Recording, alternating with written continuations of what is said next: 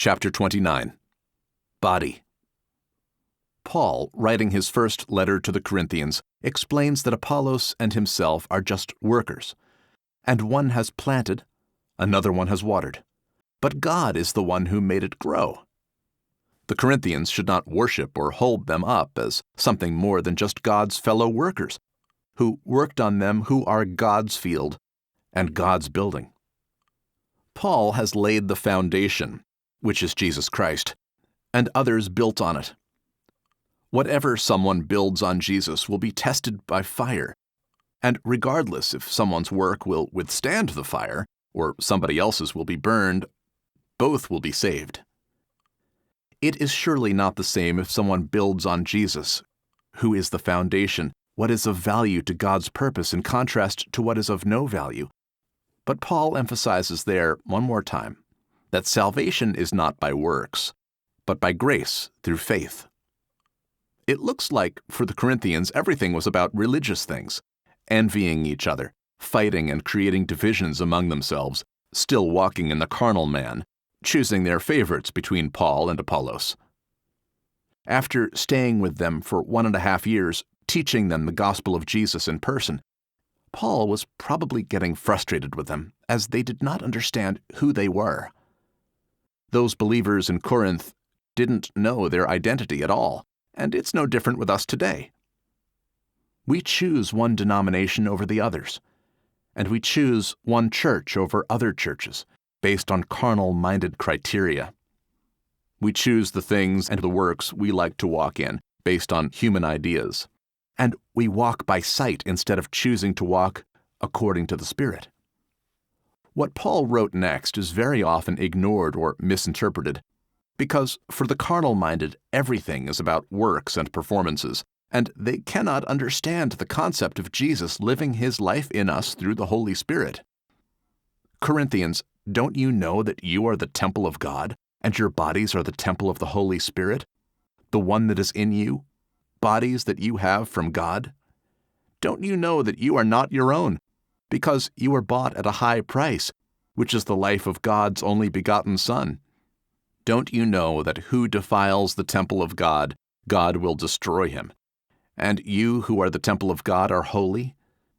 Don't you know that you are Christ's, and Christ is God's? Religion teaches us that we need to become holy, based on what we do, and based on how good those things are that we do. But Paul said that we, and our bodies, are already holy, not based on us, but based on the fact that he placed his Spirit in us.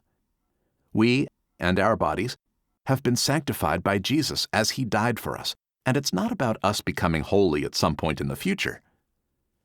Our enemy is deceiving us, through the teachings of carnal-minded men, into believing that our purpose here on earth is to sanctify our bodies through our works and our good deeds. The truth is that our inner man, as well as our body, is regarded as holy by God already, because of Jesus. We arrived at the gates of the Garden of Eden when we accepted Jesus as Lord in our lives, and our original relationship with God was restored to the one he intended when he created the original man and woman in the beginning. The deceit is not through the sin in our sinful bodies anymore, but through the lie saying that we still need to fix our bodies. The body and the carnal man doesn't need fixing, but needs to die and needs to be crucified with Christ so that we can be born again, through the water to dedicating ourselves to living for him, and through the Spirit to living according to the spiritual mind by faith, led by the Spirit every moment of our lives. The gate is open. We just need to see it and to enter our relationship with God through Jesus, who is the propitiation by his blood, through faith. As long as we do not crucify the carnal man with Christ, and as long as we don't let Jesus live his life in us, we don't get anywhere. Our bodies need to die and to be presented as a living sacrifice, holy, acceptable to God, not conformed to this world, not even to the religious world, but transformed by the renewing of the mind. Paul writes to the Galatians that he has been crucified, and it is no longer him who lives, but Christ lives in him. the life that he lives now in his body, he lives by the faith of Jesus Christ. If he says that our bodies need to be crucified, how do we present them as a living sacrifice? We do so by letting Jesus to live his life in us. We surrender everything to him. The death of the old man is a choice made by the person who gives his life to Christ, a choice to surrender every right and need to the will of God, ready to accept whatever he decides to be good or not good for us.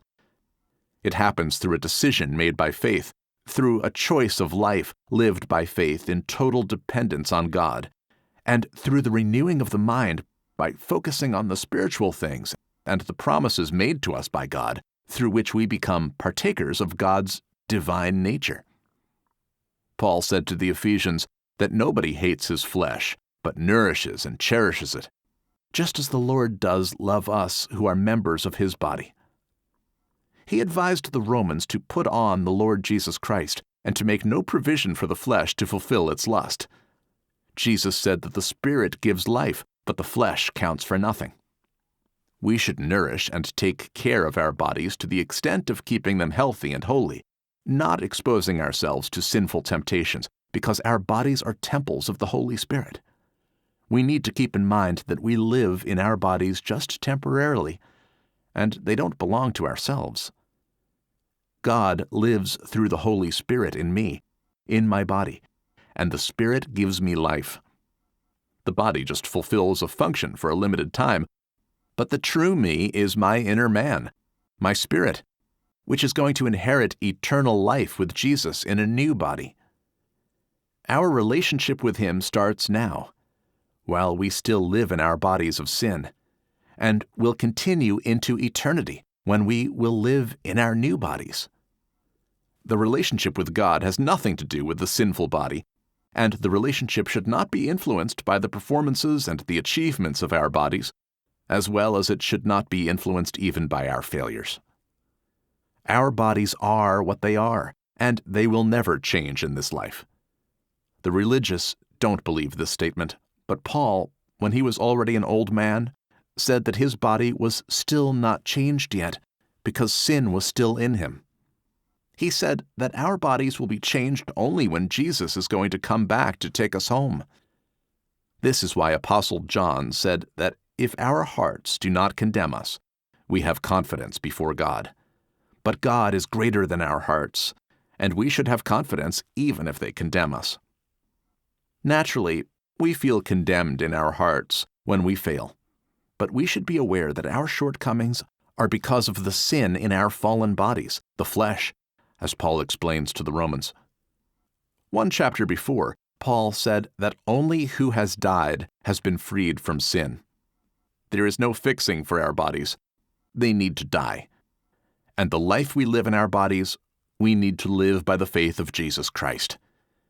This is the true relationship as intended by God from the very beginning. We are Jesus' disciples. We know the truth. And the truth has made us free of all the heretical doctrines and teachings.